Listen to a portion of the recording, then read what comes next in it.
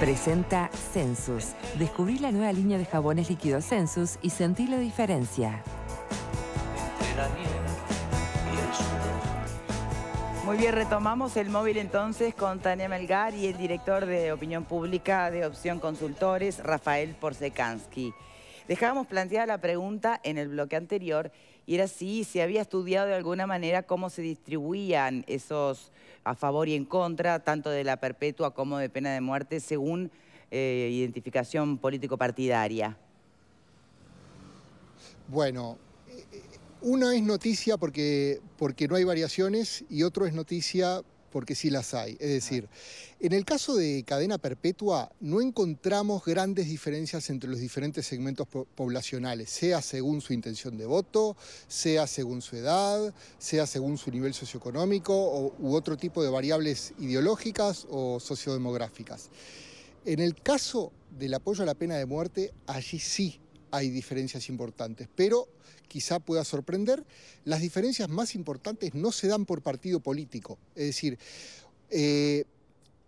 hay una leve menor proporción de votantes de Frente Amplio que apoyan la pena de muerte en comparación a otros partidos, pero es leve. En cambio, donde sí hay diferencias grandes es por edad, donde los jóvenes son mucho más propensos a apoyar la pena de muerte, y por nivel socioeconómico, donde las personas de nivel socioeconómico bajo son mucho más propensas a apoyar la pena de muerte. ¿A qué se debería ese tema de la edad, sobre todo personas jóvenes, pensando eso y en el nivel socioeconómico?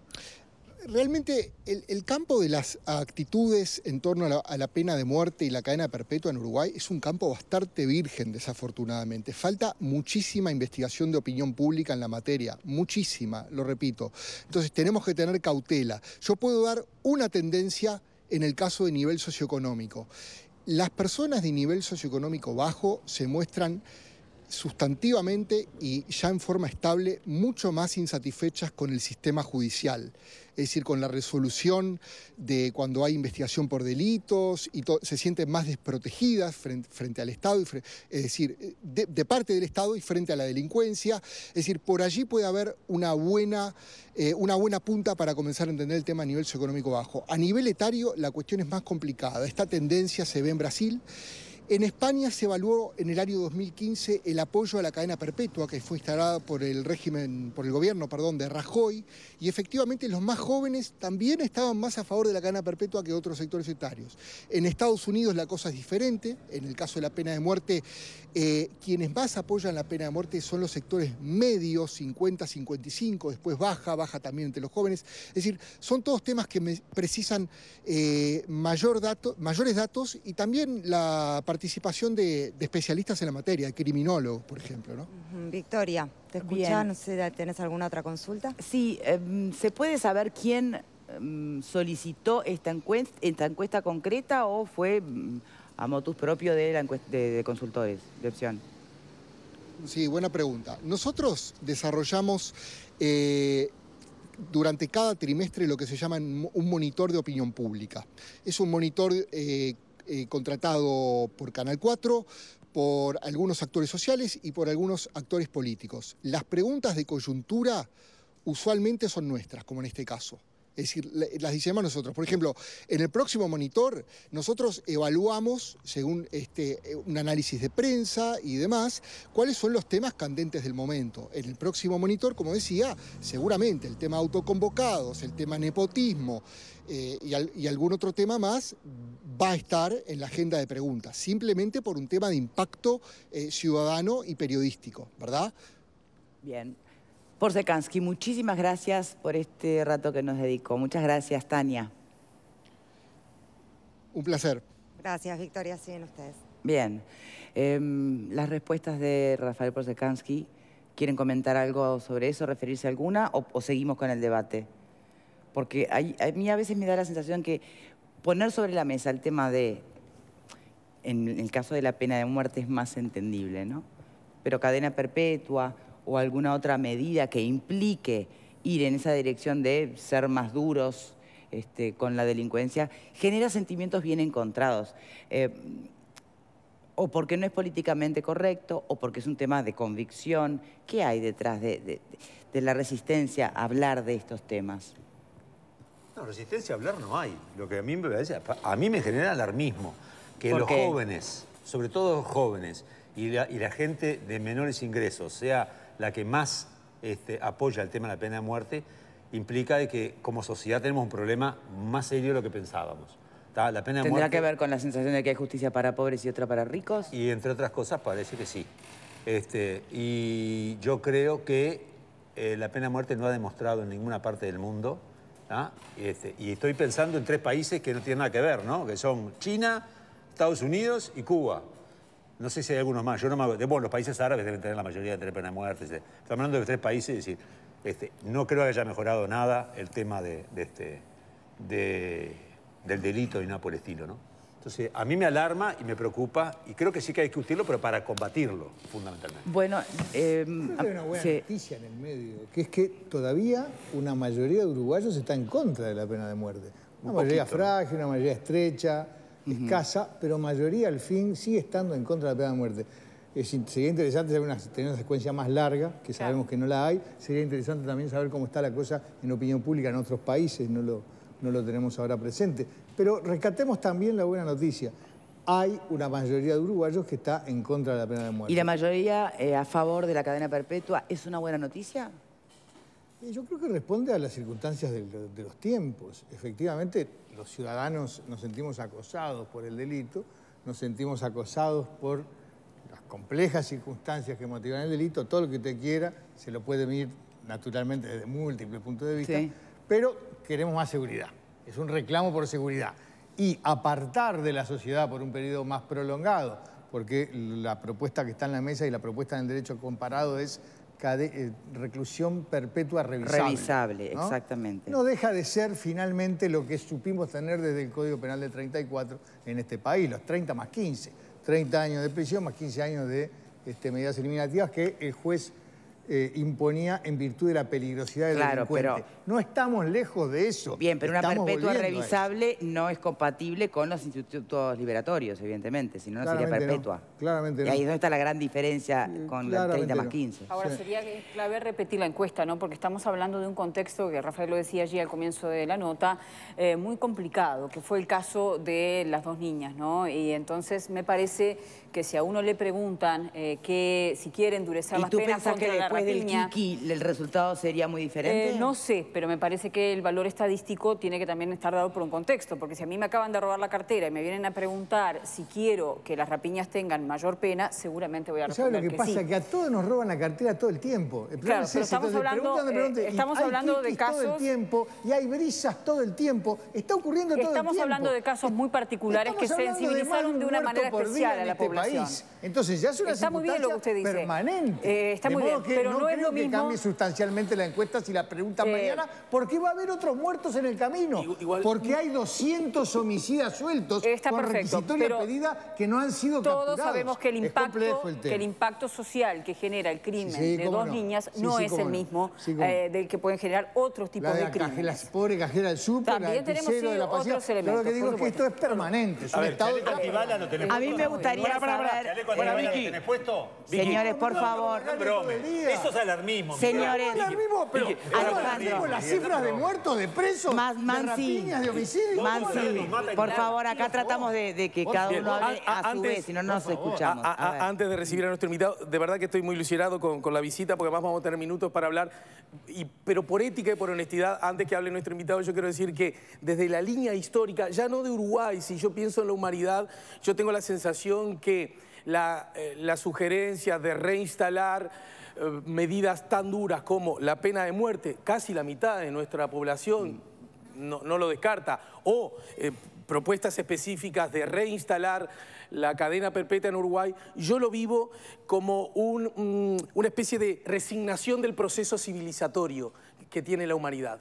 Y lo quiero decir antes, lo que no significa que no deba verse en clave política, que la gente está muy preocupada con los temas y para eso están los políticos. Pero honestamente quiero decirlo para ser honesto con el público y con el invitado. Bien, a mí me gustaría que la primera pregunta a nuestro invitado sea el porqué de la propuesta de instalar la perpetua, ¿no? La cadena perpetua. Dejemos de lado ahora el tema pena de muerte, es otra historia. Hoy vamos a debatir la cadena perpetua. En base a los resultados que da la encuestadora Opción Consultores y en base a una propuesta concreta que desde el mundo político se está planteando. Es decir, que ya deja de estar solamente en el debate de calle, de bar, de amigos, de redes, para poder ser eventualmente un debate parlamentario. El senador Larrañaga del Partido Nacional es quien de alguna manera está llevando adelante esta, entre otras, pero esta en concreto. La primera pregunta es, ¿para qué? Para disuadir eventuales delincuentes capaces de cometer delitos aberrantes como a los que hemos asistido, porque tampoco se va a aplicar para todo la perpetua, estamos de acuerdo, ¿no? Para, no tanto un efecto disuasorio, pero para efectivamente que ya estén lejos de la sociedad y dejen de ser amenaza. ¿Cuál es un poco el objetivo? Bueno, muy buenas tardes. Muy buenas gusto tardes, de poder senador. estar aquí en este programa. Nuestro saludo a todos los panelistas y a los que participan también en el programa. Yo creo que el motivo fundamental es cuidar a la gente. Estamos asistiendo a una sociedad con expresiones cada vez más importantes de violencia. Y está absolutamente comprobado que determinados criminales no tienen rehabilitación. En función de lo cual, yo antes de la encuesta emití el pronunciamiento con respecto a que iba a presentar una iniciativa de reclusión perpetua revisable, porque incluso leyendo el derecho comparado, esta pena está establecida en muchos países de desarrollo, en Europa, en Estados Unidos, en la Argentina, en Chile es revisable a los 40 años. Entonces, creo que además a la luz del tipo de criminales que abusan, violan y matan a adolescentes, los asesinatos por encargo, que es el sicariato, o los homicidas múltiples, que en muchos casos tienen personalidades de extrema gravedad en cuanto a que presentan ajenidad al remordimiento y al sentimiento de culpa de que es reprobable esa conducta que llevaron adelante. La psicopatía primaria a la que se referían los especialistas. A mí me parece que en esos casos absolutamente graves hay que aplicar y hay que discutir, analizar una reclusión perpetua revisable a los 30 años, como lo prevemos la Suprema Corte de Justicia, en donde no hay ningún beneficio liberatorio de libertad anticipada o vigilada que establezca, que hoy rige, por ejemplo, ¿no? Para las el penas. múltiple homicida Pablo Goncalves. Tuvo 6 años de efecto liberatorio por buena conducta y por trabajo, con lo cual su triple homicidio, su cadena de asesinatos, lo pagó con 24 años de prisión. Entonces, ¿hay algún elemento... Perdón, para salir y volver a cometer un delito, ¿no? Científico de rehabilitación, no. Hace poco tiempo, frente al asesinato en el año 96 o 98 de una niña en Rivera, recuperó la libertad el homicida. No hay ningún informe que establezca su rehabilitación. Entonces, yo creo que hay que defender la sociedad. Estas medidas no son de izquierda o de derecha. Me parece que tampoco... ¿Es de retroceso como plantea Alejandro? Yo no creo que sea de retroceso. No creo que sea de retroceso porque entonces es de retroceso medidas similares en países que tienen desarrollo, como en Europa, Alemania, Inglaterra, Francia, son países con desarrollo. Bélgica, Italia, tendrán sus problemas, será otro análisis, pero tienen este tipo de penas de reclusión perpetua. ¿Por qué revisable. nosotros no? Vos planteabas el proceso civilizatorio, pero lo tiene Estados Unidos, ¿no? Lo tiene buena parte de América del Sur también. Bien. Lo tuvimos nosotros hasta 2005. Bueno, pero por eso, tomemos tomemos la expresión proceso civilizatorio que plantea Alejandro. Desde ese lugar, evidentemente, después de la abolición de la pena de muerte en nuestro país... 100 años. Sí, exacto. Imagino que volver a la cadena perpetua pareciera ser como un retroceso, ¿no? En ese proceso civilizatorio. ¿O no? Eso es lo que estoy preguntando. ¿O el proceso civilizatorio hoy tiene otros desafíos que no puede, a los que no se puede resignar, pero, justamente? Victoria, el proceso civilizatorio implica que el Estado, por mandato constitucional, tiene que cuidar y velar por la seguridad de la gente, de la ciudadanía. Esto me parece esencial. Si tenemos 300 homicidios por año, si todos los días recuperan la libertad 20 presos y tenemos una reincidencia de 60%, si tenemos más de 20 y pico de mil rapiñas, si el ministro del Interior solamente nos dice, después de 13 años de gestión, que hay que aplicar una política de shock de medidas sociales, que no digo que no sean necesarias y que no se hayan aplicado, no las niego. No creo que solamente este instrumento sea lo único como elemento de prevención o de disuasión, no. Apliquemos políticas de rehabilitación, políticas educativas, pero el problema es que hoy la policía en muchos casos entra y sale de los barrios a los tiros, porque hoy hay barrios ocupados por los narcos. Entonces, yo creo que hay que tomar en cuenta esa realidad que hoy tenemos, de una sociedad más violenta, con enormes dificultades en la composición de la familia, donde hay fracasos en la educación, donde las políticas sociales no han construido rutas de salida para miles de uruguayos. Yo conste de que no estoy para suprimirla. Me parece que hay que profundizarla, pero hay que aplicar políticas como en Medellín, por ejemplo, la experiencia Medellín, donde el Estado con lo mejor se introduce en los barrios, con la mejor escuela, con ámbitos de teatro, de deporte, pero también con la prevención y la seguridad, porque si no, de lo contrario, dejamos preso a la gente, o como a mí se me ha expresado en muchos lugares, Larrañaga, me echaron de mi casa. Vinieron los muchachos del barrio a decirme que mañana me tengo que ir porque si no me van a matar, a mí o a mi familia. Entonces, me parece que no puede ser. El gobierno inventa el tema del PADO como si fuera una cosa excepcional. ¿Pero qué es el PADO? Es la policía patrullando. Pero eso es lo que tiene que hacer la policía. ¿Qué invento es eso? En todas partes del mundo la policía patrulla. ¿Funciona o no funciona? Funciona, pero relativamente, porque llegan las horas de la noche y no hay más policía. Y yo lo he visto presencialmente. A mí no me han contado la historia de escuchar los disparos en muchos barrios. Le hago otra pregunta. Si nuestro país tuviese un sistema penitenciario que rehabilita, si tuviese una policía con más gente, con más recursos y con más de lo que todo ya se ha invertido, pero más todavía, si las políticas sociales tuviesen también más recursos para poder ser más abarcativas, más profundas, si ese fuera nuestro país, ¿sería necesaria la cadena perpetua? Pero Victoria, ese es el Uruguay del si tuviéramos. Pero no es el Uruguay real de hoy. Ya lo sé, pero le pregunto Uruguay. porque es una forma de analizar también el valor que se le da a la perpetua. Quizás no, porque países que tienen otra realidad social, igual la tienen.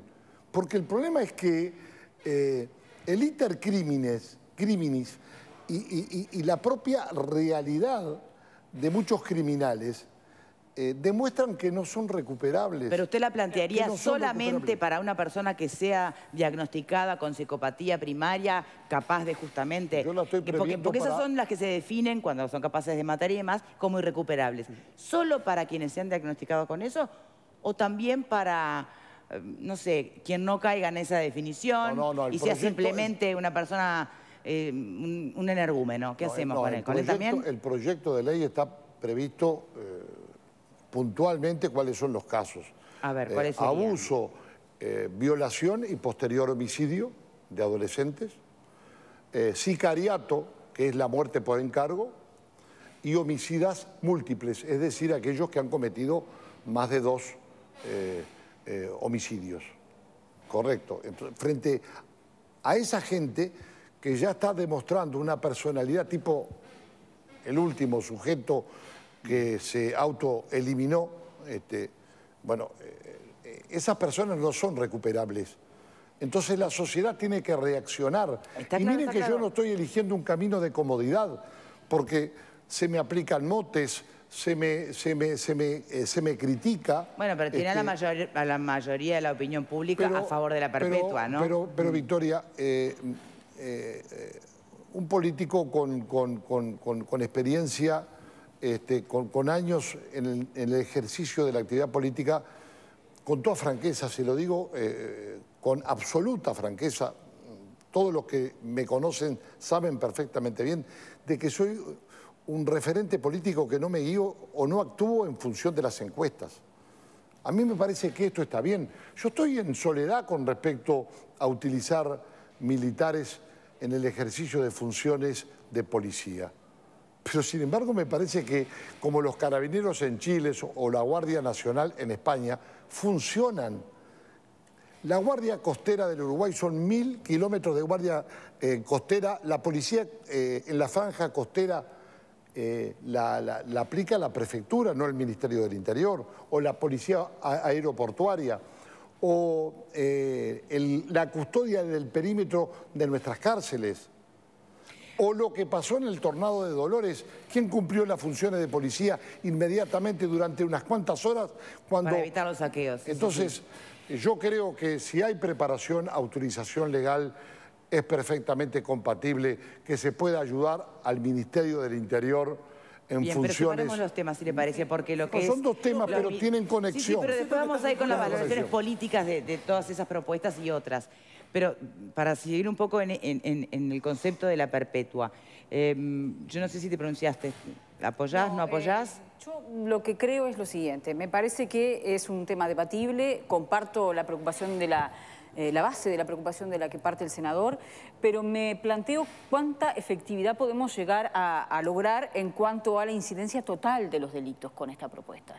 Me preocupa que nos enfrasquemos en esta discusión cuando en realidad creo que tenemos que estar hablando de otros temas que no están necesariamente en la agenda. Tú lo decías más temprano, el tema de la rehabilitación, porque aquí estuvo el psicólogo forense Gustavo Álvarez y todos escuchamos que estos casos donde no hay recuperación posible son aproximadamente el 1% de la población que delinque. Y entonces, por supuesto que es una preocupación, pero ¿qué hacemos con el 99% restante? Bien, pero ¿por qué siempre tenemos que plantear, no se puede discutir un tema porque no estaríamos discutiendo otro? Hoy estamos discutiendo este, mañana... Está muy bien, pero además hay otra cuestión. Por ejemplo, el efecto que esto puede tener en cuanto a disuadir el delito, cuando estamos hablando de casos donde en la mayoría de estos casos que son irreversibles terminan como terminó el de este joven. No hubo chance de aplicar cadena perpetua porque él hizo justicia sobre sí mismo. Entonces me parece que hay toda una cuestión que es hasta desde el punto de vista técnico muy debatible, ¿no? Respecto a, bueno, ¿qué hacemos Pero el proyecto realmente? de ley va más allá de un kiki. Habla de sicarios. Sí, y sicarios hay todos los días. Un proyecto de ley que lamentablemente lo que hace en definitiva es reconocer, yo no digo que no tenga razón, que nuestro sistema de rehabilitación fracasa, porque si los técnicos te dicen que solo el 1% es irrecuperable, resulta que lo que estamos asumiendo es que nosotros no podemos darles las herramientas para rehabilitarlos. Me parece que en definitiva es asumir esa realidad y bueno, ponerla sobre la mesa y decir esto es lo que no hemos podido hacer. Pero no estamos hablando del 1%, porque también nosotros hemos planteado otras iniciativas, por ejemplo, para el cumplimiento efectivo de las penas, que no tengan la posibilidad de ampararse en la libertad anticipada o en la vigilada para determinados delitos gravísimos. Presentamos un proyecto de ley para violación, abuso sexual, rapiña, secuestro, copamiento y homicidio. ¿Y femicidio? ¿Cómo? ¿Y femicidio, senador? También está aplicado, tiene una penalidad especial. Hemos presentado una cantidad de iniciativas. El problema es que hay que comprender que en una sociedad, cuando existen este tipo de situaciones que estamos viviendo, la ratio penal es la última frontera de contención. Y hay que adecuarse. Yo sé que tengo muchos juristas penalistas que están en contra de la cadena perpetua. Pero también hay penalistas que están a favor. No es por el 1%, es por un mecanismo de defensa de la sociedad. ¿Pero no estamos asumiendo, senador, que no hemos podido con la rehabilitación? No, eso está claro, porque el sistema carcelario hoy tiene 11.000 presos. A mí me criticaron enormemente cuando yo propuse transformar el cuartel de Punta Rieles en cárceles. Y hoy es una cárcel modelo, Punta Rieles, según lo que expresan. Y me dijeron de que era fascista y golpista. Sin embargo, ahora es cárcel. El problema es que la realidad es la realidad. En el año 1985 había 2.700 presos. Ahora hay 11.000. Entonces, bueno, 12. Senador, usted dice que esto no es una cuestión de izquierdas o derechas, pero ¿Cómo? ¿no lo es en el fondo?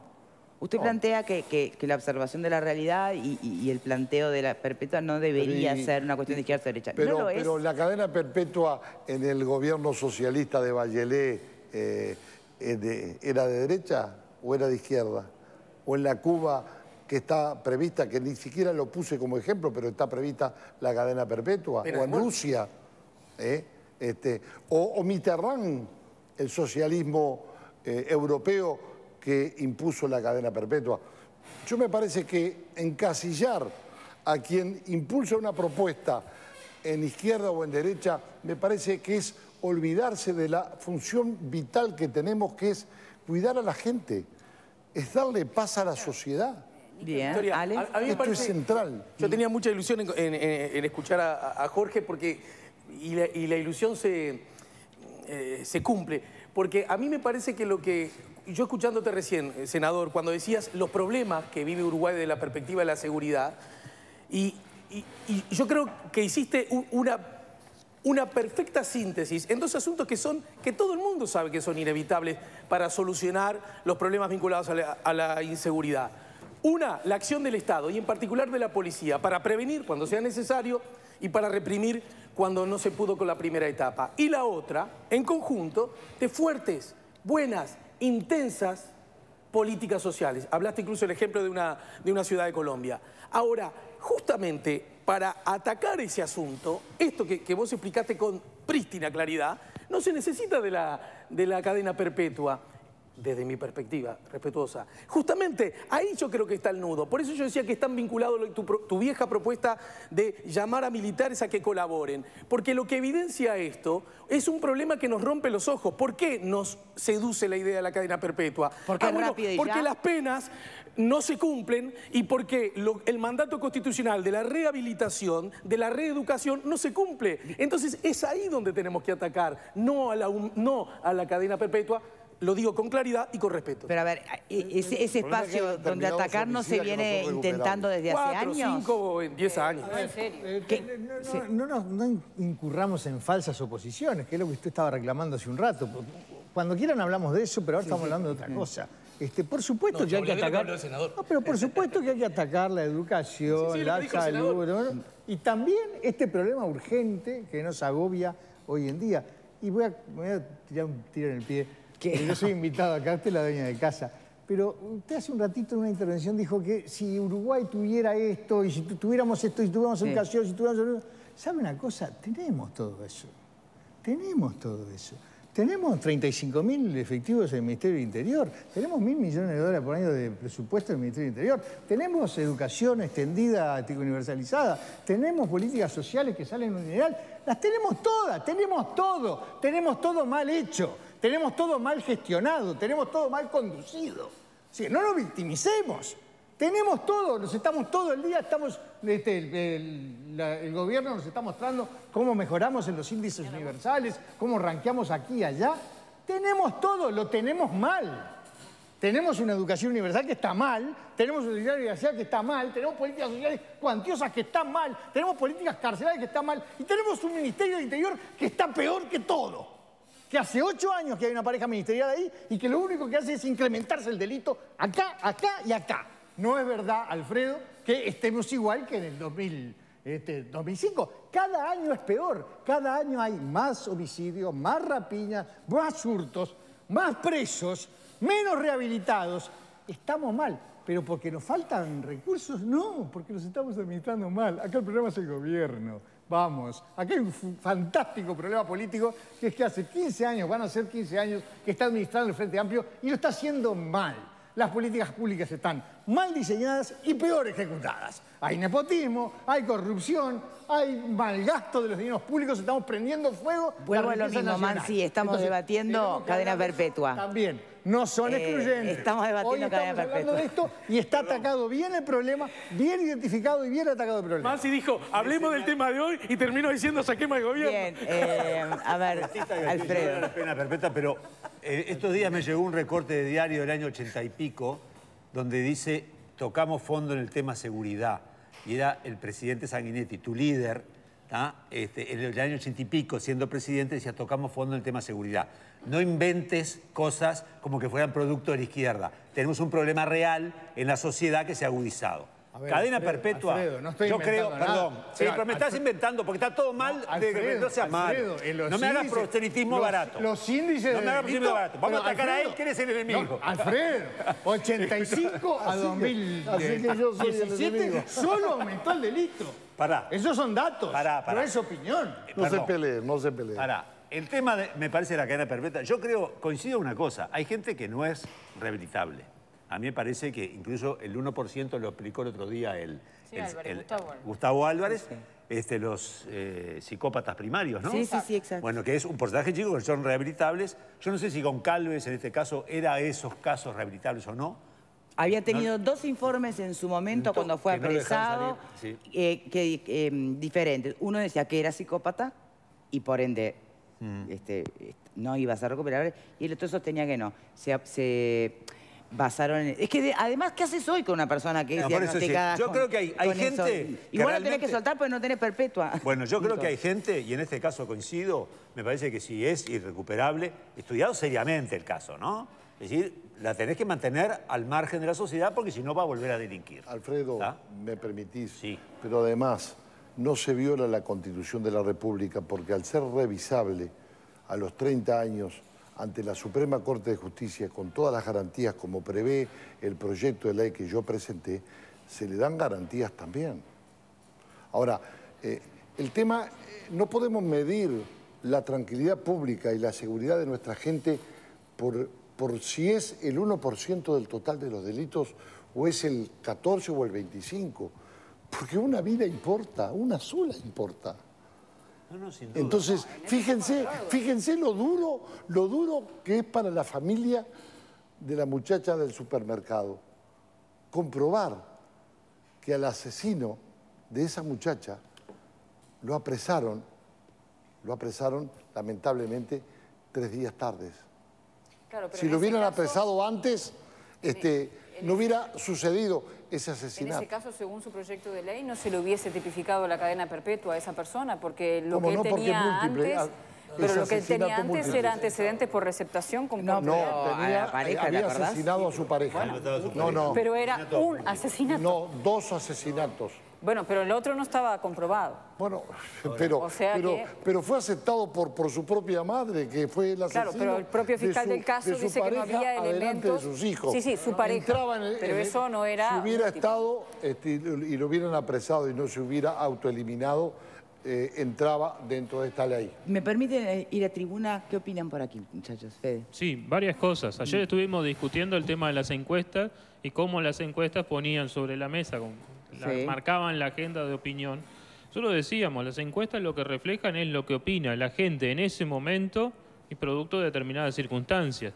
Tal vez hoy, si se hiciera la misma encuesta, podrías decir lo mismo exactamente, tal vez no variaría. Sí. Ahora, le decíamos cómo se hacen las encuestas, a quién se llama, cómo se llama, en qué condiciones. La gente que contesta está cocinando y se le quema la comida mientras que contestó el teléfono y está a punto de responder y está pensando...